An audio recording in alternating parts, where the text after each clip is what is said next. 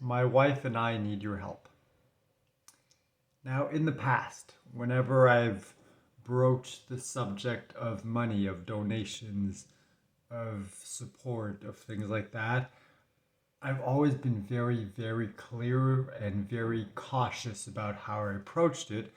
I always simply mentioned, if you want to support me, here is how you can do it. I never directly asked for money. And this is the first time that I'm doing that. I am actually asking on my behalf and on my wife's behalf, if you can afford to help us, please do so. We definitely need it.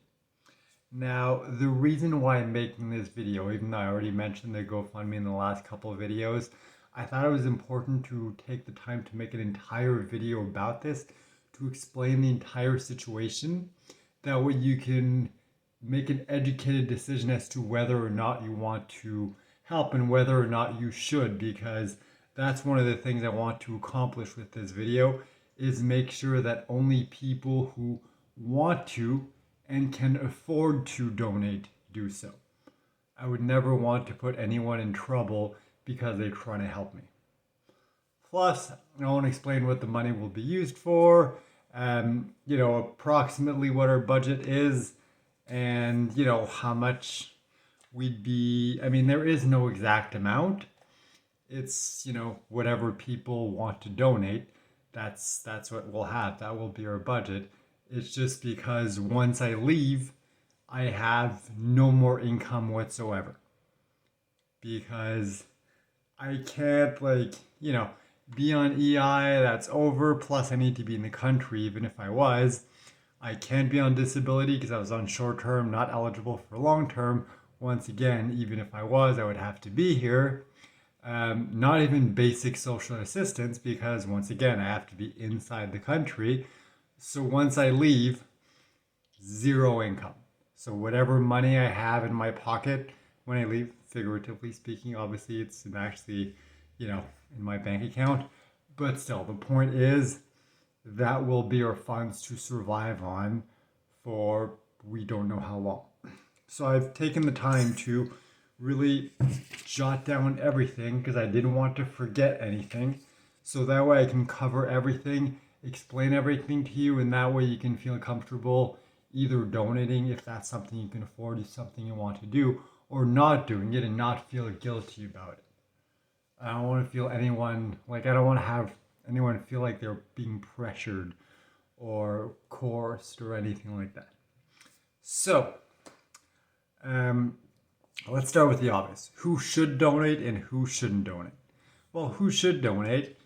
Someone who can, one, afford to, and someone who, two, wants to support me and my wife during this time, this journey that we're on. Who shouldn't donate? Anyone who can't afford to. Once again, I don't want to put anyone in financial trouble because they're trying to help me, they're trying to help my wife. Or a second reason why you wouldn't donate is simply because you don't want to. And that is totally fine. There is no obligation for anyone to donate anything. So I just wanted to put that out there so it's very, very clear. I only want people who can afford to and who want to be able to donate. Now, a second thing, and I've mentioned this in the two previous videos, if you do choose to donate, if you can afford to, please do so through GoFundMe because the percentage they take of each donation is much, much, much smaller than on YouTube. I don't remember the exact amount, but it's something around the, 3 to 5% mark. Whereas on YouTube, every time someone donates, they automatically take 30%. So let's say someone donates $100 on GoFundMe, I'll get maybe 97, 95, something like that. Whereas on YouTube, I get $70. So, if you want to donate and it doesn't really matter to you which platform it is, GoFundMe is definitely easier for me. Plus, donations are protected on there. I mean, YouTube too, to be fair, it's such a huge company. I don't think there would be any issues with that, but yeah, if possible, through GoFundMe. how much do we need? Well, as I mentioned, we don't have a specific budget because we don't know what's going to happen.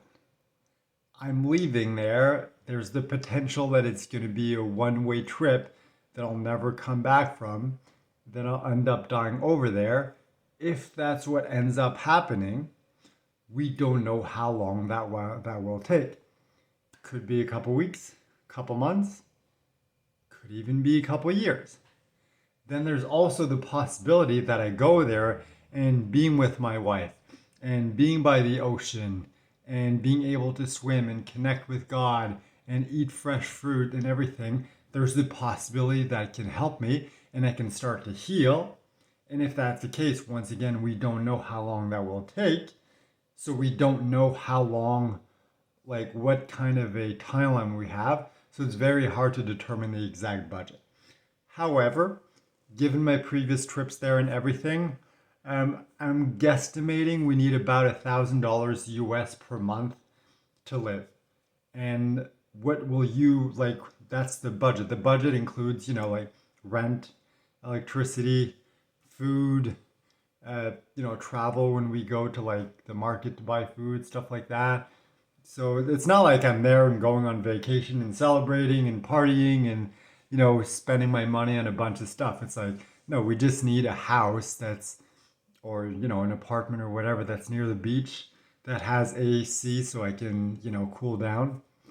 And aside from that, it's just really food pretty much and a few basic expenses that we might need. Like, hey, if we need a blender to do smoothies or something, whatever. But it's like that. It's really, really basic stuff. It's pretty much like staying alive money, kind of. And even though, as I mentioned, we don't have a budget, all the money will go towards that, towards, allowing my wife and I to live while I'm there. And then if, the worst is to happen and I end up dying, then whatever money is left over will go to my wife. Will help her pay for expenses such as funeral costs, just being able to support her and her family while she's grieving, while she's going through that process. So it's not like, there's a certain amount of money that we need, and anything beyond that, it's like, oh, well, it's wasted, or it's like, it's party money. It's like, no. It's like, we're using this to survive, to live. If I die, whatever's left over goes to my wife and will help her, take care of herself, take care of her family, take care of all the expenses related to my death and things like that. So there is no budget in mind, but I'm guessing about $1,000 US per month. And just kind of give you an idea, I at the moment have about $14,000, which converted to US is approximately 10,000. So right now, as of this moment, I'm able to live off that money for 10 months. But, there's going to be expenses here, so I need to, finish paying the electricity, however much that's going to be. Then there's the internet, then there's the rent that's going to renew for at least one other month. Plus, if I'm not able to work out a deal with the landlord, there's still 2 more months after the month of April where I'm obligated to pay. So that could potentially be another 2,400 that goes. So it's like, for now, I technically have 10,000 US, which would cover us for 10 months. But by the time I leave, I don't know how much of that will be left. So, and that, by the way, that's why I've never changed the amount in the GoFundMe. My friend, when she first created it, she set it to 10,000. And even after we reached that goal, I considered, should I increase it? But it's like, it's not a goal for anything specific. It's just anyone who wants to support me. If I raise the goal amount, then it's like, oh, well, I need that specific amount of money. That's just not how it works. That's not the situation that I'm in. So because of that, it's hard for me to give you an exact budget. So any donation, any help, any contribution will be greatly appreciated. It's just that I can't give you an exact number of this is how much we need, And I've always been very kind of, not necessarily uncomfortable, but it's always been very difficult for me to ask for help, especially financial help. And, having this GoFundMe, having my friend create that for me has helped me work through that.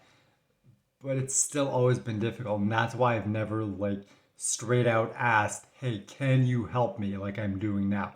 This is the first time I've done this. And it's still difficult for me. So anyway, I wanted to take the time to explain that. And finally, if you want to help, here is how it works. So there's, a couple different levels, if you will. There's the free level where you can provide, some degree of support without actually having to spend any money. And the best way to do that is to like every video, to comment as much as possible, and to share as much as possible, because those are three very big factors when it comes to your video getting more views. And the more views that you get, the more ads people see, and the more money that generates for me. So that's kind of like the, if you want to help, you just don't have the budget to, this is the best way you can do that. Second thing you can do is please don't skip the ads, because I get it. I hate ads. I hesitated when I was first monetized whether I should turn them on or not, but everyone is like encouraged, yes, you should do it. And people have been very kind, taking the time to watch the ads, even though they're ads and everybody hates ads. But it does make a difference. Every person who watches an ad generates a little money for me through ad revenue. And every penny helps at this point. So that's another way you can help where you don't have to actually spend any money. Now, if you do want to spend money, if you can't afford, you want to support us and everything, as I explained before, please try to do so through GoFundMe as opposed to YouTube, because then more of your money gets to me and less of it gets to YouTube. Not that I have anything against YouTube, but I'm assuming that if someone donates to support a specific person, they're not trying to support YouTube, So yeah, if you want to support me, support my wife, please try to do so through GoFundMe. That would be the best way. And finally, as I mentioned before, two ways that I can make money on YouTube is people donating. And the second option is through ad revenue, people watching the ads on the videos. And the more people that do that, the more money that I make. So if you can think of anyone who you think can afford and would be interested in supporting us, supporting my wife and me as, we reunite and we, do the best that we can. We don't really know what's going to happen, but if you know anyone who might be willing to do that, please just take the time to send them the link to the GoFundMe. We would definitely appreciate that. As I mentioned, every penny counts. And I'm not just, asking you. I'm asking everyone, because this is pretty much the end of the line. It's the do or die moment of like, all right, I'm stopping all medical treatment. I do not know what will happen. I do not know if I will survive. If so, I do not know for how long, but I just know that whatever I'm going to go through is going to be intense enough that I don't need to worry about money on top of that.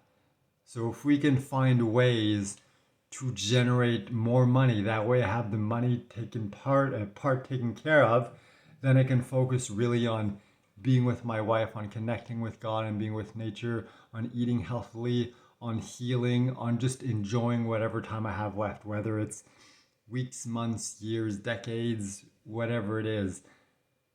Not having the stress of money on top of that will make a huge difference.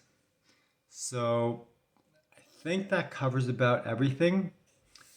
What I'm starting to say, yes, I'm not just asking you, it's like I'm asking everyone. When I'm going to go visit my family, it's like, even though it's very, very difficult for me to ask for money, especially from family, I'm going to explain this situation. Like, hey, this is the situation. If you can afford to, if you know anyone who can afford to, who wants to, everything is appreciated. And I know that's going to be very difficult for me to do, but I'm just in that situation where it's like, I can't afford to wait. There's no other way for me to generate money. So all I can do is rely on other people's generosity at this point. And it's difficult on the ego. Not easy for me to do as a man, but that's the situation I'm in. And I simply cannot afford to let those insecurities, that discomfort, that difficulty of asking for help get in my way.